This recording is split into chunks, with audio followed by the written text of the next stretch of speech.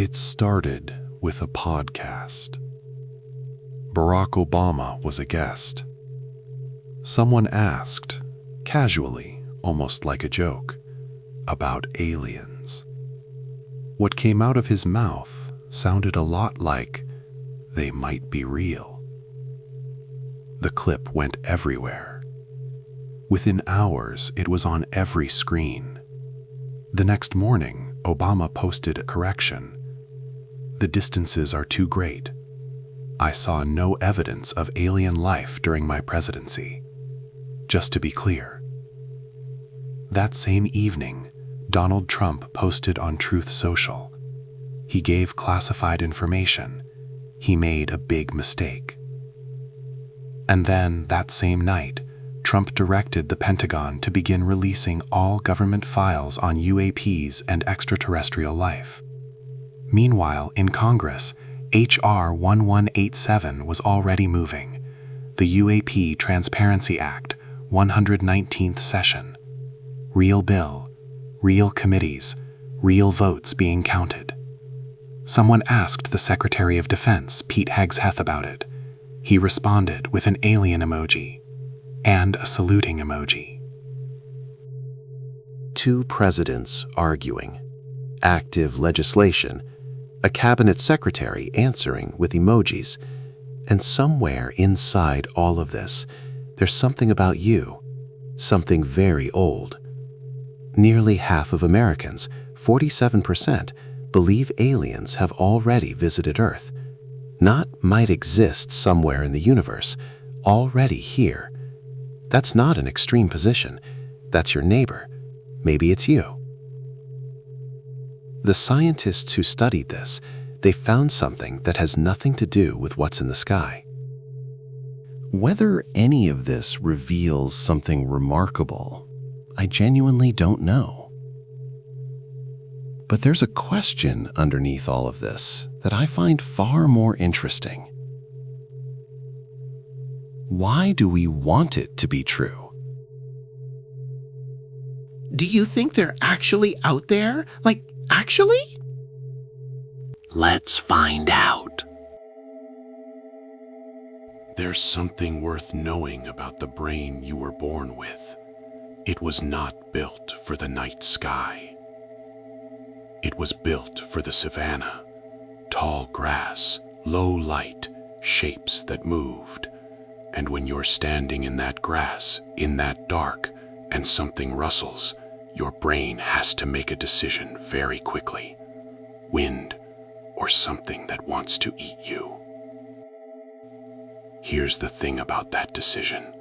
Getting it wrong in one direction costs you energy, a little fear, a little running, and nothing was there. You're tired, but fine. Getting it wrong in the other direction costs you everything. So over hundreds of thousands of years, the nervous ones survived. The ones whose brains fired first, assumed the worst, saw the shape in the dark before it fully formed.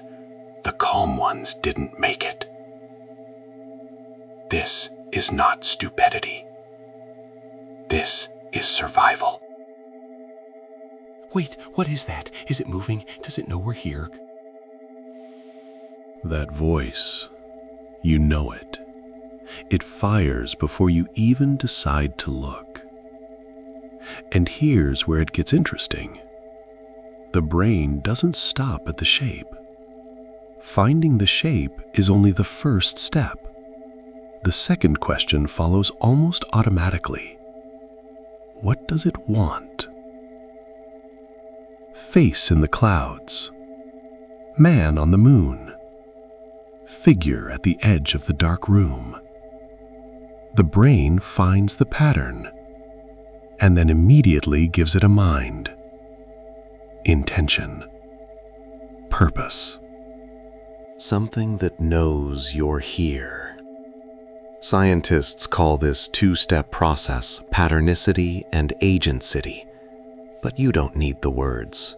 You already know the feeling. You felt it looking up. That's not a glitch.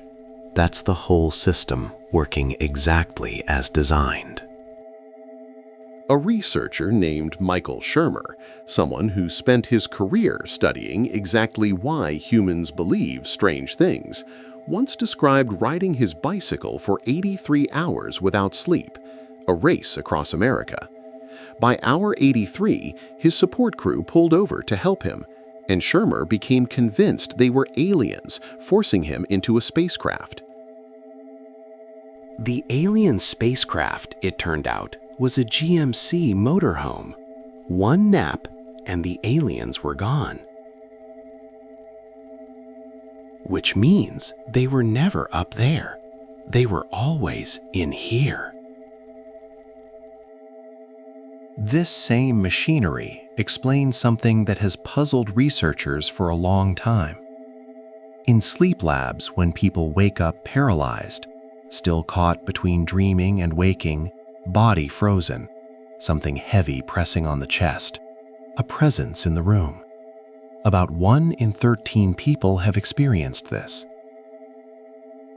In medieval Europe, that presence had a name, an incubus, a demon sitting on the sleeper's chest. In 1970s America, it had large dark eyes and gray skin. Same neurology, different century, different costume.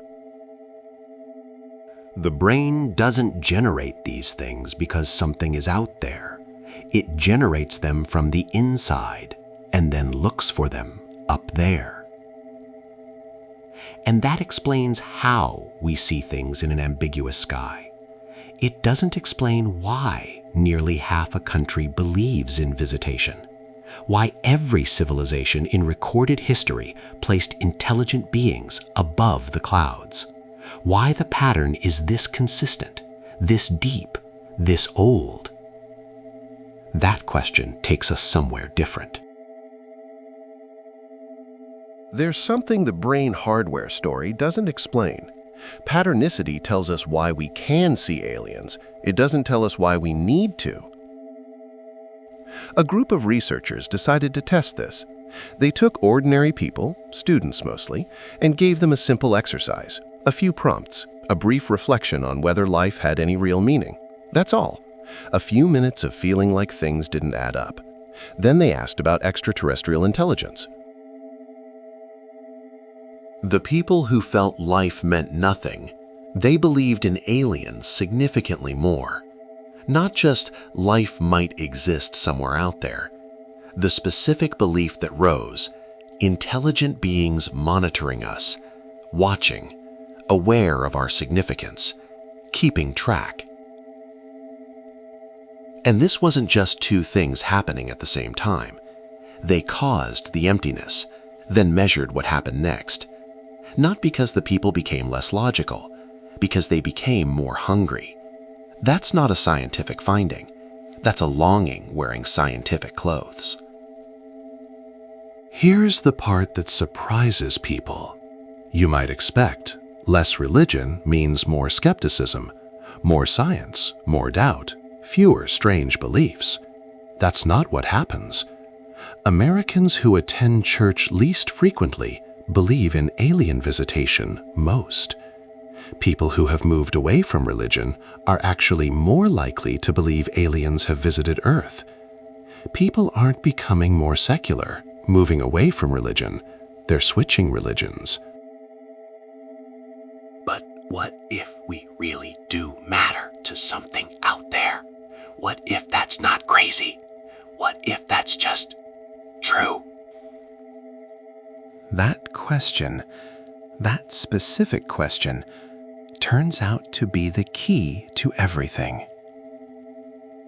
A researcher studying loneliness found it, not in telescopes or government hearings, but in robot alarm clocks. There's a small robot called Clocky. It has wheels. When your alarm goes off, it rolls off the nightstand and runs away, so you have to get out of bed to catch it.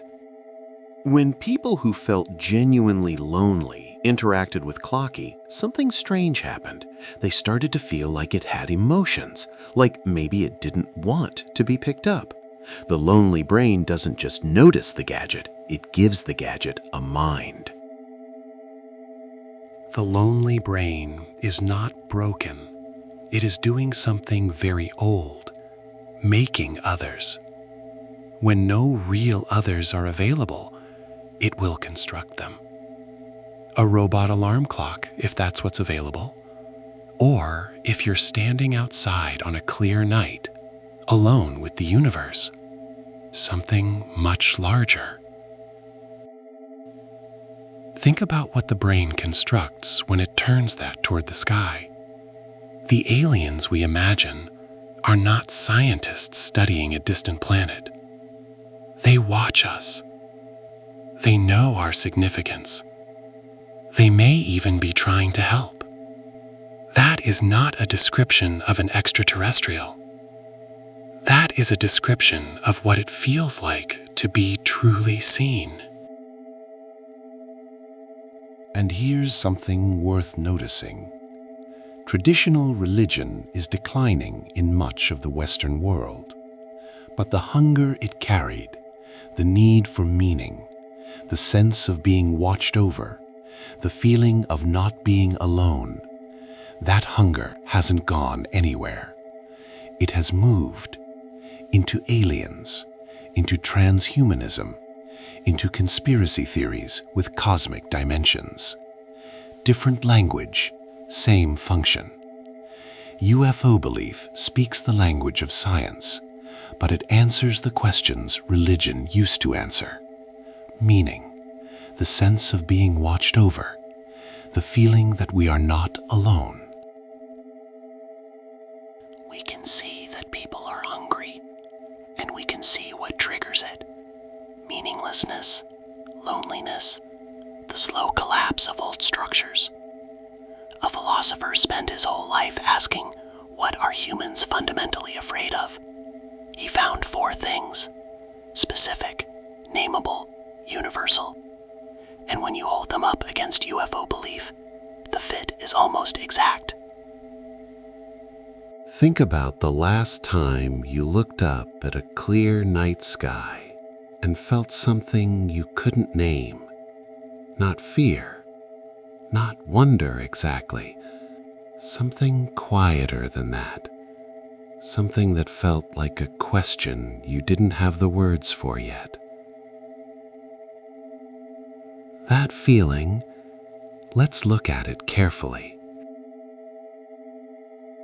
A therapist named Irvin Yalom spent his whole career sitting with people in their most honest moments. Not the surface fears, not heights, not failure, not spiders. The ones underneath. He found 4 things that every human carries, whether they know it or not.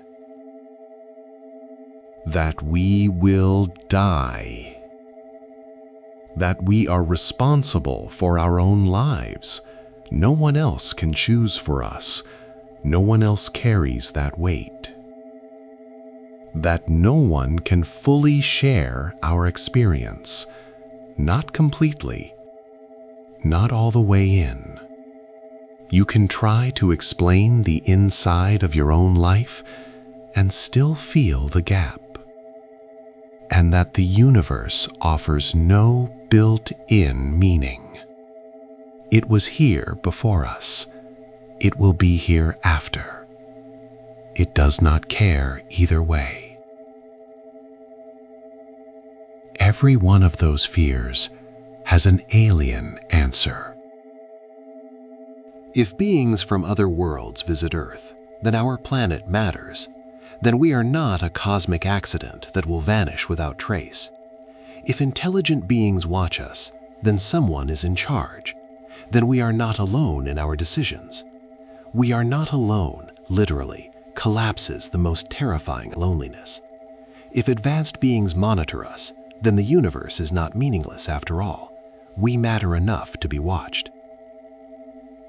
When you hear it this way, it doesn't sound like a strange belief. It sounds like need. A doctor who spent his life studying the mind was watching the Cold War in 1958. Nuclear weapons, everything that used to make sense, was breaking apart. He wasn't writing about politics. He was watching what images were rising up from somewhere underneath the fear. He noticed that UFOs are round, disc-shaped, and that this specific shape, the circle, appears across every human culture, in every era, as a symbol of everything broken coming back together into one thing. The mind under pressure, he believed, reaches for what it most needs. And in 1958, what the world needed was an image of something whole arriving from somewhere beyond the damage. He wrote that the world in that moment was ready as never before to expect something extraordinary to come down from the sky. He wrote that in 1958. A scientist who spent decades collecting UFO encounter reports from across centuries noticed something strange. The stories kept changing their costume, but not their structure. Medieval Europe, fairy beings who took people from Celtic villages, examined them, returned them changed. 1950s America, silver discs, suited figures from other planets, examination, return, transformation. Same structure, different century, different costume. The beings wear whatever the era provides. They look like what you need them to look like. What are you actually afraid of? This isn't a modern problem, or a Western one. The pattern is far older than any one civilization. What if looking up isn't a crisis? What if it's just what humans have always done? Now step back. Way back. 5,000 years. Mesopotamia, the land between two rivers, the earliest cities humanity ever built, and already beings from the sky. The Anunnaki, they descended from the heavens. They decreed the fates of humans. They watched, they judged, they decided what mattered. A civilization that had only just learned to write, and the first thing they wrote down was, "Beings from above know we're here." Across the ocean, ancient India, Vimanas, flying palaces in the sky, described in texts thousands of years old. Gods arriving in vehicles that moved everywhere at will. Celestial craft in battle. The sky full of intelligent beings, arriving, departing, watching from above. Sanskrit scholars are careful. These are mythological, not mechanical. Literary imagination reaching toward the sky. But notice what the imagination reached for. And then Ezekiel, a prophet standing in exile by the river Chebar. What he saw, he spent verses trying to describe.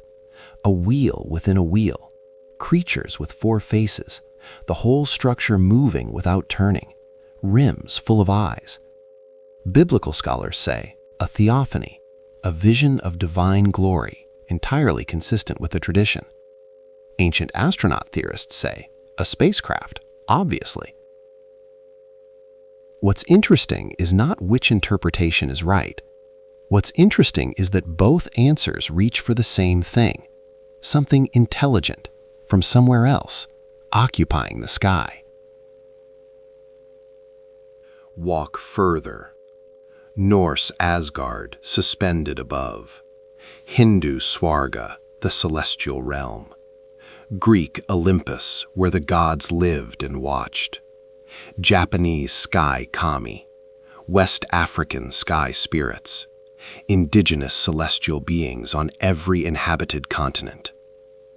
There is no known human culture that has not placed intelligent beings in the sky. Not one. That is not a coincidence. That is a need so deep it crosses every language, every ocean, every century. Now, 1947, June 24th, a private pilot named Kenneth Arnold is flying near Mount Rainier in Washington state. He sees 9 gleaming objects moving at impossible speed across the horizon, skipping, he says, like a saucer would if you skipped it across water. The press gets the phrase slightly wrong. Flying saucer enters the language, and within weeks, thousands of similar reports pour in from across the country. Why then? 2 years before, Hiroshima, Nagasaki. The same month, the Cold War's first tremors, the Soviet Union and the United States, eyeing each other across a new silence. That same year, Einstein warning publicly that atomic war could come within a decade. The same week as Arnold's sighting. In the month humanity first truly feared it could destroy itself, the flying saucers appeared. This isn't coincidence either. Jung understood it. When anxiety becomes unbearable, when the ground disappears, the mind reaches upward. It projects outward what it cannot hold inside. It looks to the sky for what the ground no longer offers: wholeness, order, the sense that something larger is watching. The sky became a mirror for what we could not bear to see on the ground. And this is what Vallée saw across all those centuries of reports. The beings always adapt. Medieval villagers taken to elfland by fairy creatures. Puritan colonists encountering angels or demons at night. 1950s Americans seeing silver discs with suited figures from other planets. Different costumes, identical structure. Always taken, examined, returned, changed, given a message. We don't look at the sky to find what's there. We look at the sky to see ourselves. So, we've always been doing this. Yes. For as long as there have been humans, there has been a sky and beings in it. Understanding the pattern doesn't dissolve the hunger. The questions are still real. The need is still real. And the oldest traditions, the ones that sat with this the longest, they had something to say about it. The longing doesn't disappear just because you've named it. And the oldest traditions, the ones that sat with this the longest, they knew that. They just looked at it differently. Marcus Aurelius had a practice he returned to again and again. A Roman emperor, a man running wars. And still, he'd stop. Rise above it in his mind, higher and higher, until the city became a dot, the whole earth hanging small in the dark. Until human affairs, the urgency, the fear, the need to matter, became what they actually were. Very small, very temporary, and somehow fine. Carl Sagan stood on the same ground 18 centuries later, looking back at Earth from beyond the solar system, a pale blue dot in an enormous dark. What he felt wasn't fear, it was responsibility. the vastness wasn't promising rescue. It was asking something of us. Buddhist cosmology takes the vastness and makes it bigger. Billions of world systems, each with their own suns, moons, and beings. Time measured in kalpas. Imagine a cube of solid rock, 1 mile wide. Once every 100 years, you touch it gently with a piece of silk. You keep going. When the rock is finally gone, a kalpa hasn't ended yet. And in all those worlds, the beings there are also searching, also bound by what hurts. There are no cosmic rescuers in Buddhism, not because the universe is empty, but because freedom from suffering cannot arrive from outside. The Buddha refused to fill the mystery with answers. Someone asked, "Is the universe eternal? Are there other worlds?" He had a story. A man shot with a poisoned arrow. He's dying. He says, "I won't let anyone remove the arrow until I know who shot it, what wood the shaft was made from." The arrow would kill him before he got his answers. Then he said something strange and quiet. In this body, just this body, with its perceptions and its mind, I declare the world, the arising of the world, and the ceasing of the world. The cosmos is not above you, it's in here. Taoism goes somewhere different. The old text says, "Heaven and earth are ruthless. They treat the 10,000 things like straw dogs." Straw dogs were ritual objects, used in ceremony, then set aside without sentiment. Heaven doesn't favor us. It operates without preference. Not cruelty, just the natural order. And the Taoist answer isn't to fight that. It's empty yourself of everything. Let the mind rest at peace. The 10,000 things rise and fall, while the self watches their return. The sky is empty, not sadly empty, empty the way a wheel's hub is empty. The hole in the middle is what makes it useful. The emptiness is the point. The sage doesn't try to fill it. The sage rests inside it. And then there's the Sufi tradition, which doesn't try to dissolve the longing at all.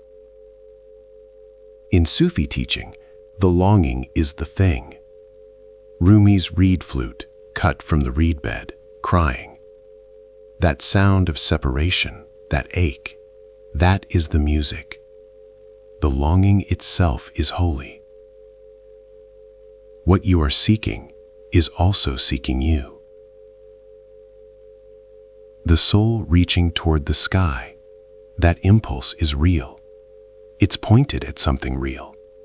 But the Sufi tradition would say, you may be looking in the wrong direction. The beloved is not in a spacecraft. The longing was never the problem. The longing is real, even if the visitors aren't.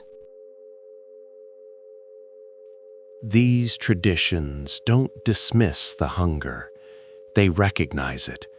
They redirect it, not outward, but inward, towards something that is already here. The impulse to reach upward is not a mistake. The something real you're reaching for, it may not be above you. So, UFOs were never really about what's in the sky. They were about what happens when a human being looks up. A brain built for the savannah, wired to find patterns in the dark, to give those patterns faces and intentions, looks at an enormous, silent sky and does what it has always done. It looks for someone up there. And when that brain is also hungry for meaning, when the old structures that said your life matters have gone quiet, the looking gets harder, more urgent. The beings in the sky become more specific. They know we're here. They monitor us. They may even be trying to help. When it's terrified of dying without having mattered, when it carries the loneliness that no one else can fully reach, when the universe offers nothing back, just silence and scale. That's when the saucers appear. And none of this is new. 5,000 years ago, the first cities wrote it down. Beings from above know we're here. Every civilization since has placed the watchers in the sky, in every language, every mythology, every century of human time. The beings change their clothes for every era. The need underneath them never changes. The oldest traditions saw this, and their answer wasn't, "Look harder." Their answer was something quieter. The sky becomes a mirror. And what we see in it, the watchers, the ones who know our significance, the beings who care, is what we cannot yet find inside ourselves. That mirror has always been there. We've been looking into it for as long as we've been human.